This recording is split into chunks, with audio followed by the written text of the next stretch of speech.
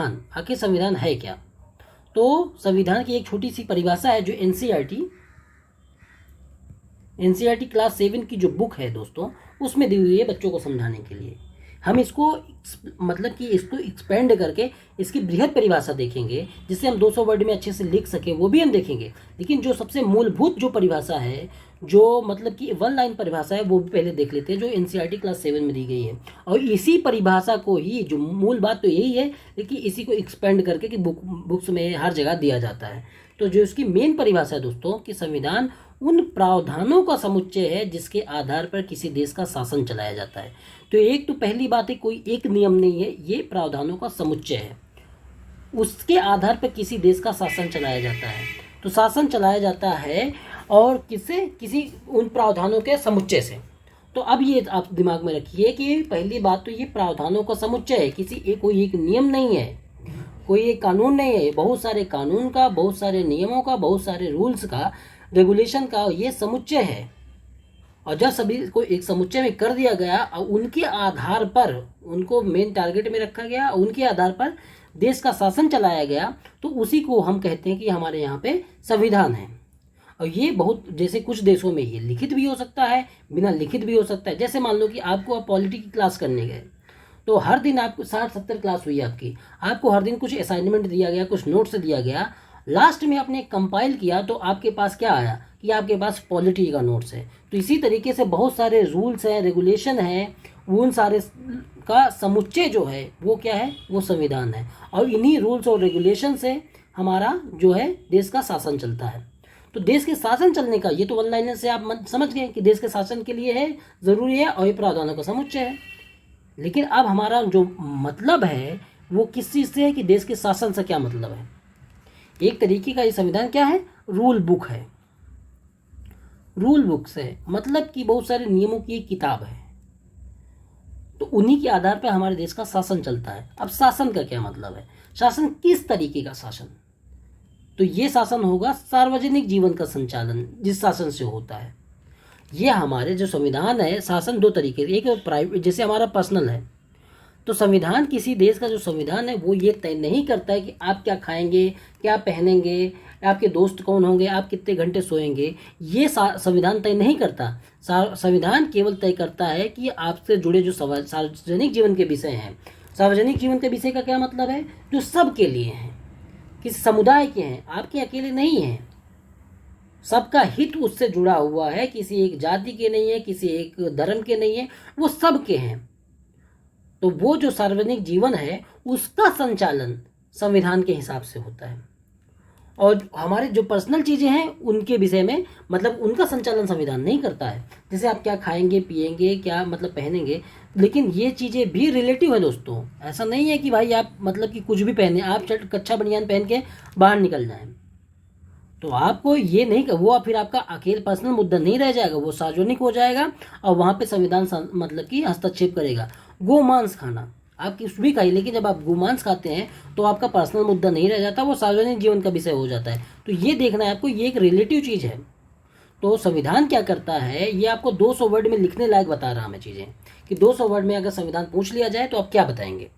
तो संविधान क्या है? संविधान एक मतलब कि कुछ प्रावधान है, कुछ रूल्स है, कुछ नियम है, उनका समुच्चय है, उनके आधार पर किसी देश का शासन चलाया जाता है। और शासन का क्या मतलब है कि सार्वजनिक जीवन का संचालन करना ही शासन है। सार्वजनिक जीवन का संचालन ही शासन है। तो पर्सनल का नहीं, सार्वजनिक जीवन का, जो पब्लिक लाइफ है उसका संचालन। तो अब सार्वजनिक जीवन का क्या मतलब है? सार्वजनिक जीवन में ऐसा मतलब कि जैसे आपसे कोई पूछे कि सार्वजनिक जीवन का फिर क्या मतलब है, तो सार्वजनिक जीवन का मतलब आप बताएंगे किसी देश की राजनीतिक व्यवस्था कैसी होगी, ये सार्वजनिक जीवन का विषय है, ये व्यक्तिगत विषय नहीं है। किसी देश की अर्थव्यवस्था कैसी होगी, उस देश की प्रशासनिक व्यवस्था कैसी होगी, सामाजिक व्यवस्था कैसी होगी, शिक्षा व्यवस्था कैसी होगी, विदेश नीति कैसी होगी, ये सारे विषय जो हैं ये सार्वजनिक जीवन के विषय हैं, ये पब्लिक मतलब कि पर्सनल विषय नहीं है। तो इनका संचालन करना ही मतलब कि शासन है। और शासन जो है वो किसके हिसाब से चलेगा, वो संविधान के हिसाब से चलेगा। तो आपने ये समझा कि संविधान क्या है।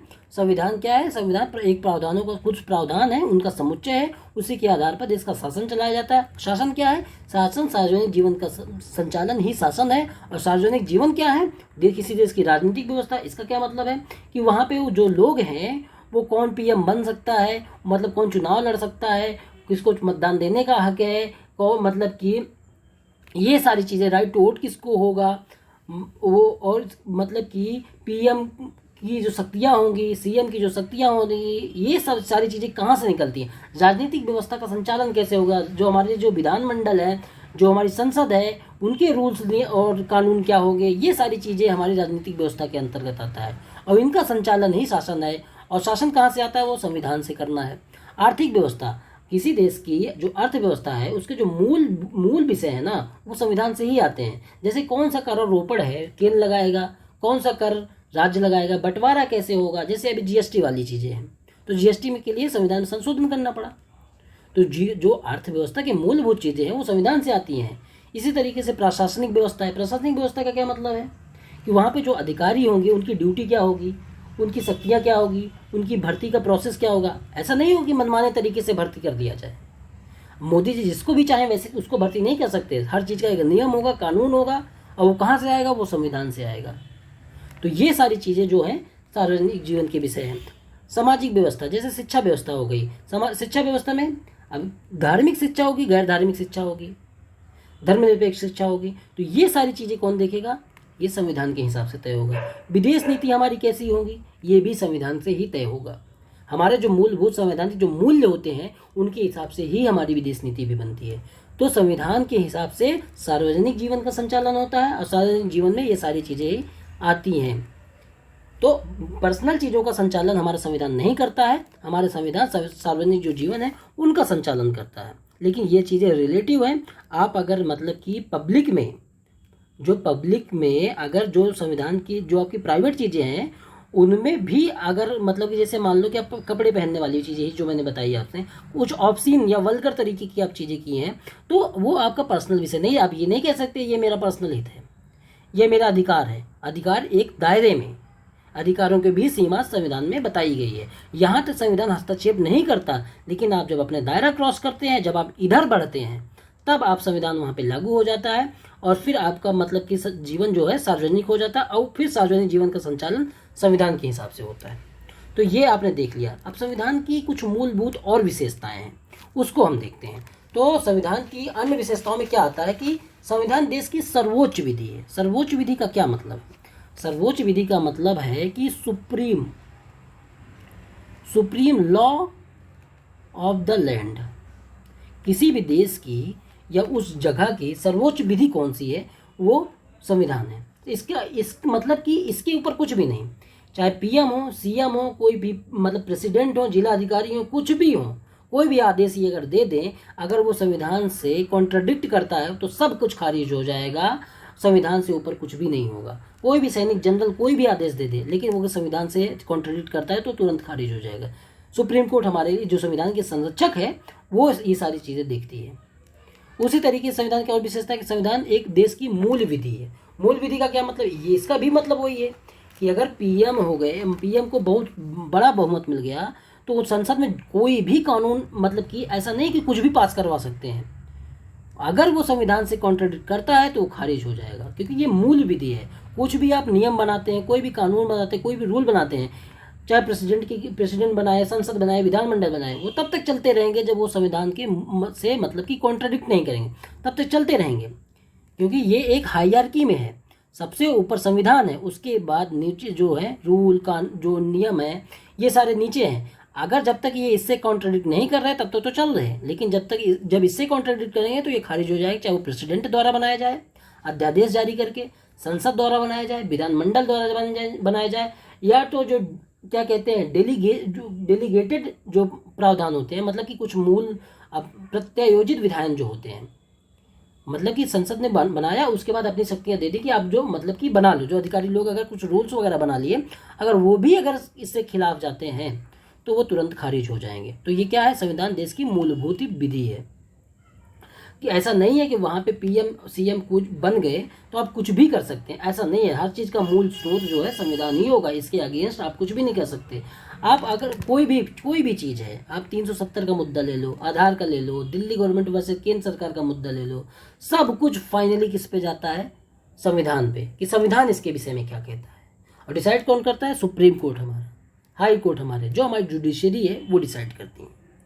तो संविधान किसी देश की मूल विधि है, इसके अगेंस्ट में कोई नहीं जा सकता। संविधान शक्ति का मानचित्रण कहलाता है। संविधान शक्ति का मानचित्रण का क्या मतलब है?